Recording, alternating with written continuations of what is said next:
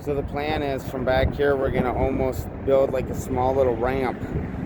So it's got a little bit of a slope, right? To get to this end right here.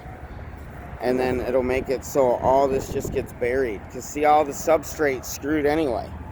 I mean, the rubber we're taking up, but the material underneath of this stuff is compromised, which is fine. We can rip it all up.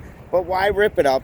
Why disturb this old ass roof, right? By ripping into it and cutting it? Because now you've just weakened its integrity that it has left. So we just tie into this roof with our ramp with like seam tape, lap tape, and screwing the EPDM down to it. And then we'll just build it, literally. We'll bury this. We'll get rid of all this ponding by doing this. And we'll get rid of all this bridging right here. See the bridging? We'll get rid of all that. And then this too, this is, the time this is a troubled spot. It's gonna leak.